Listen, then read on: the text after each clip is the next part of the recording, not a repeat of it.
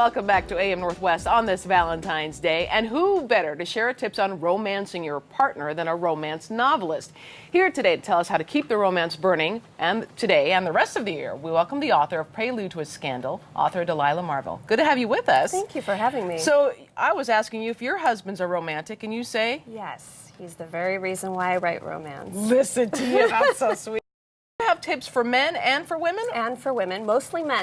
The men need it more so than the women do. No offense, but you know, it's just how the balance happens in the relationship. Let's give out some tips then. Rekindling the emotional attachment, you say, is one of the things to do. Yes, rekindling the emotional attachment is basically coming out of into the relationship and understanding where your shortcomings are.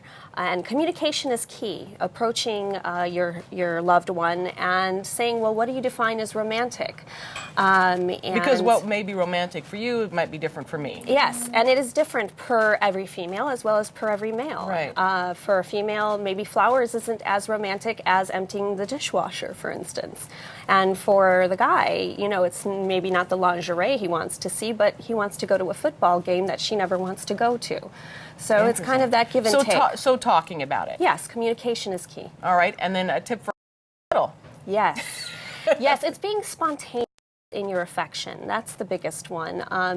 Don't wait until you climb into bed to give your affection. You know, give it out throughout the day. So, you know, when you're driving, reach out, touch her knee. When you're walking down the street, grab her hand. You know, those little spontaneous forms of affection that will make her feel that you're, you know, garnering her attention more so than just one part of the day, which is evening. Which I would think, too, would work for women as well, that they really need to touch. Yes. Reach out and touch for no reason whatsoever. Exactly.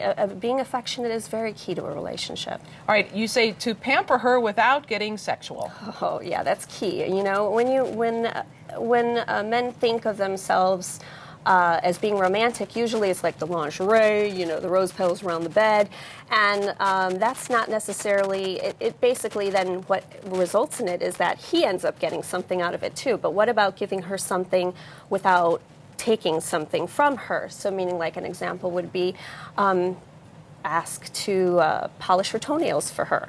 Something that would be spontaneous and different, and never done it, and you don't think it's very manly. It's very and she knows that you're doing it for her, and it's not for sex. It's just you're just painting her toenails. My husband used to paint my toenails. Oh, really? Not anymore. Love has gone. I'm just kidding. All right, surprise her with a love letter. Yes, it's and not the kind of love letter that you text to her or email to her, but the one you kind of are in between. You actually write on a paper. Sit down, take 10 minutes out of whenever you can find it, and write it. It's that personal that's kind of lost, you know, and it's the art of letter writing. It's kind of diminishing with the. Does love letters do the same magic for men as if a woman was to write a love letter? I think it's the same because it's such a personal touch. You know, you see the writing from the person to you. It's very personal, and then, you know, put it in the mailbox and don't tell them that you're going to do it. Just have them arrive, and it's kind of random, you know, sweet thought that you're thinking them. I think that's a great idea. Plan a no interference date. So you're saying like a kids-free zone. Kids-free zone, no cell phone zone. Turn off those cell phones. No movie theater, no TV, meaning it's more one-on-one quality time. We get so much interference. What I really like about the area that I write in historicals, they literally focused, they had a lot of time to get to know each other in a way that we, in our society, we get so many interferences now that you lose that quality time of getting to know the person, even if you've been married 16 years. And you said to mark additional days outside of Valentine's Day. Yes. We know we have birthdays, anniversaries, and so on. But what about, you know, there's 365 days of the year, and you love her more than that one, you know, those 3 days of the year.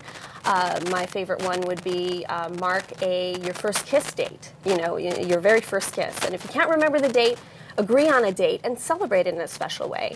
My husband and I, we share a common the number 28 is our common. I was born on the 28th, he was born on the 28th. We married on the 28th, so the date, the 28th, is very special to us, and we celebrate it in little ways whenever we can. And since you're a romance novelist, you believe that reading romance novels kind of sparks the romance back into a relationship. Yes, and I really think that men can literally learn by picking up a romance novel and reading through the pages. There's a reason why women read romance. It's because it's filled with romance.